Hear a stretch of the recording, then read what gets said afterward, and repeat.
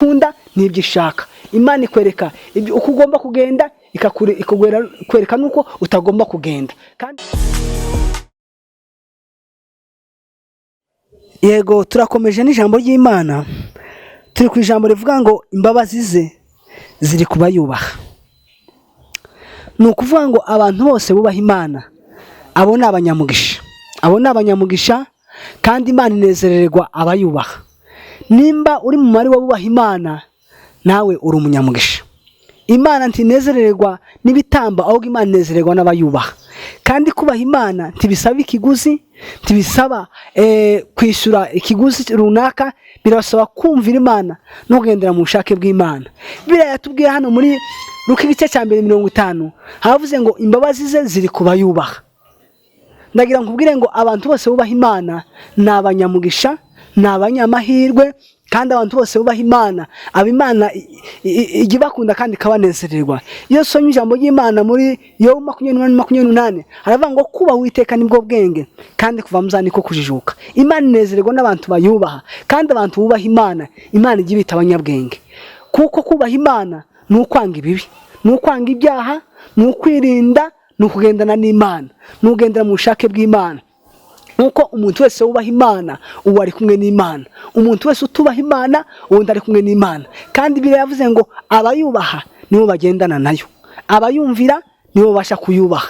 Kandi iyo wubasha Imana, Imana ijya igufata ikakwiyegereza, ikagushyira mu gituza cyayo, ikagushyira mu ruhande rwayo. Kuko kubaha Imana ni kimwe mu migisha Imana itanga, kandi ni kimwe Imana ikora kugira ngo ni ikizami itanga kugira ngo buri wese uyubaha ayibonereho umugisha.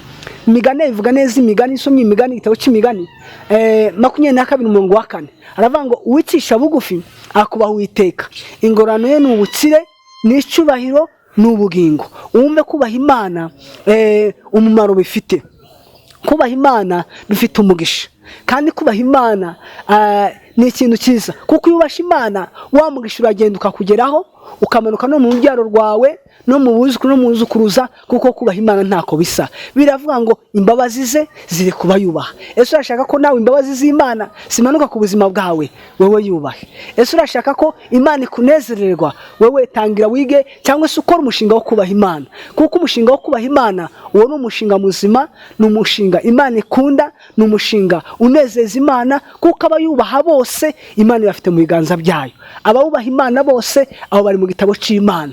Kuko umwana burya wumvira umubyeyi, umubyeyi niwo yemera kandi inezererwa. Ndagira nkubwire ngo uhereye munsi, nimba utubahaga Imana, tangira ubyige, tangira ubitekerezeho, tangira ukora urwo rugendo rwo kwiga Imana, rwo kwiga kubaha Imana. Biriya yavuze ngo abayubaha imbabazi ze zihora ku buzima bwabo. Kandi imbabazi z'Imana zimanuka ku buzima bwawe, ni uvuga ngo no ku bana bawe, urubyaro rwawe, abuzukuru bawe, abuzukuruza.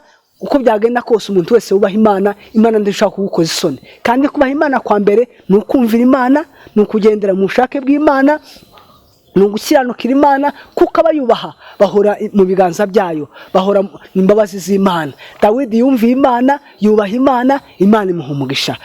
Dufite ingero nyinshi z'abantu bubashye Imana, barayubaha, Imana ibagira neza. Tuzi neza ko Yosefu yubashye Imana, yubaha Imana, Imana bize kurangira imuha umugisha, imukuraho yarari, yamukuye ku cyavu, yamukuye mu mukungugu, yamukuye aho yari asuzuguriwe. Imana iramuzamura, imurutisha bene se, kubera ko yubashye Imana. Iyo wubasha Imana, Imana nzi kuzamura ikakurutisha bene so. Iyo wubasha Imana, Imana nzi kuzana mu rundi rwego rwo hejuru, abari bakuzi, abakumvaga bose bakakumenya. Kubaha Imana mwene data bifite umugisha. Kandi ikintu cya mbere Imana ikureba kuyubaha ni ugutandukana n'icyaha. Ko ndushaka kuba uri mu cyaha, nurangiza uvuge ko wubaha Imana. Ndushaka kuba kwigendera mu ngeso za kamere, nurangiza uvuge ko wubaha Imana. Ndushaka kuba ukigendera muri za ngeso za kera, uvuge ko wubaha Imana.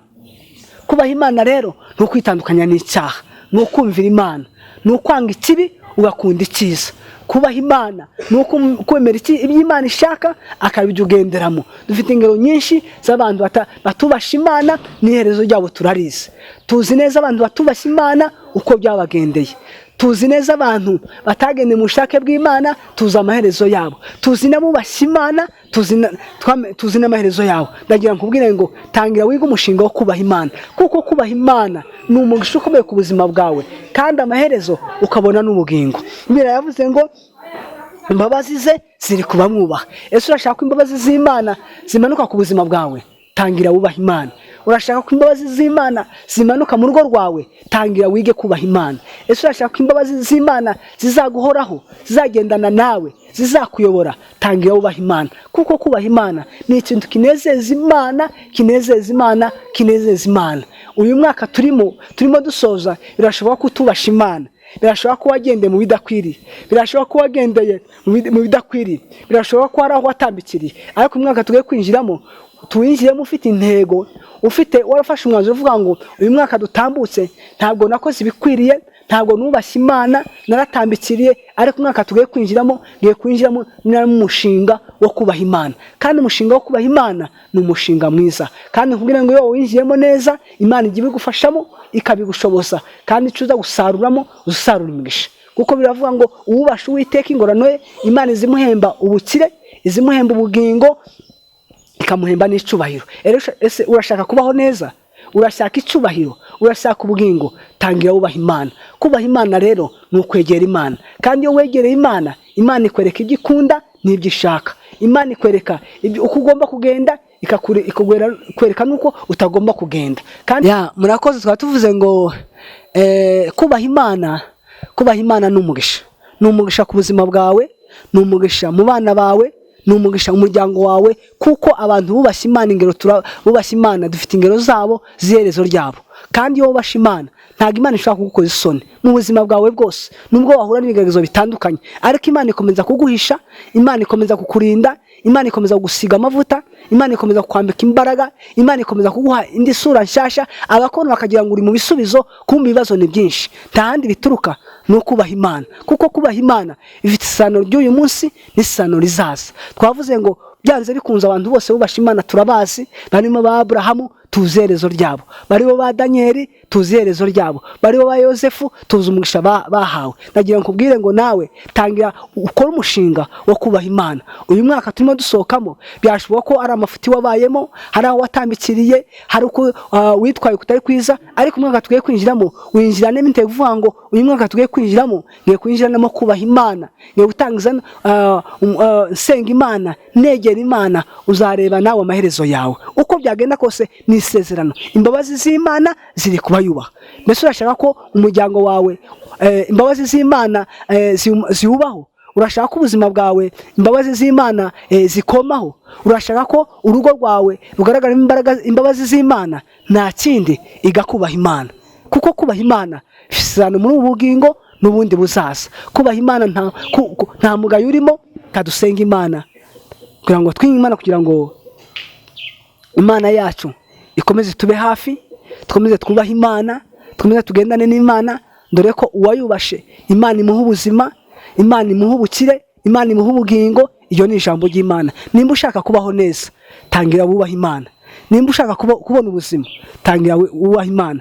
Nimba ushaka gutera intambwe mu mishinga yawe no kuzayigeramo, tangira wubahe Imana.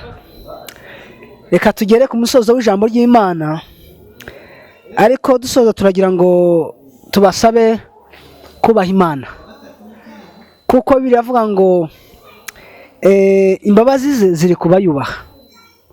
Mbese nawe urashaka ko imbabazi z'Imana ziba ku buzima bwawe? Urashaka ko imbabazi z'Imana zigendana nawe? Urashaka kurindwa n'imbabazi z'Imana?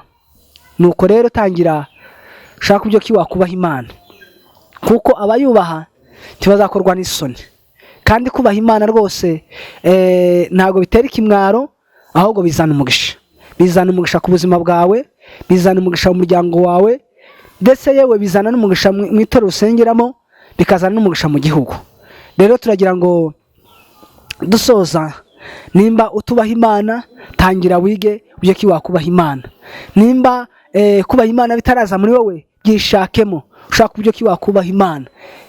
Nimba kubaha Imana utabyumva, egera abakuru b'itorero cyangwa se abanyamasengesho bakwigisha uburyo wakubaha Imana, kuko kubaha Imana kuzana umugisha mu buzima bwawe ndetse mu buzima bwa buri munsi. Niyo mpamvu twavuze ngo Dawidi yavuze ko umuntu wese wubaha Imana ntabwo azakena, ntabwo azasabiriza, ntabwo azakorwa n'isoni. Rero kubaha Imana bifite inyungu, ni umugisha kandi ni ubuzima. Reka dusenge Imana, dusenge muri ijambo ry'Imana. Mbere yavuze ngo abayubaha imbabazi ze zizabomaho, zizahora ku buzima bwabo kandi zizabayobora. Niba ushaka kuyoborwa n'imbabazi z'Imana, jya wubaha Imana. Reka dusenge Imana kandi witoze kubaha Imana, kuko kubaha Imana bizana umugisha. Reka dusebe bugufi dusenge Imana. Nyagasani Mana yacu, turashima kuko uri Imana yacu ibihe byose. Abakubaha ntibazakorwa n'isoni, abakubaha bafite umugisha w'uyu munsi n'ibihe bizaza. Nyemerera niko ijambo ritubwira ngo kukubaha nibwo bwenge, kandi kuva mu byaha niko kujijuka. Twese uduhe kukubaha.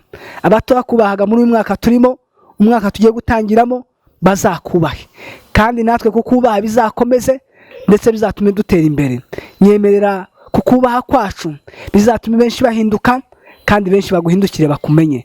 Urakoze kuko bakubaha batazamwara, batazakorwa n'isoni, ahubwo bazabona umugisha.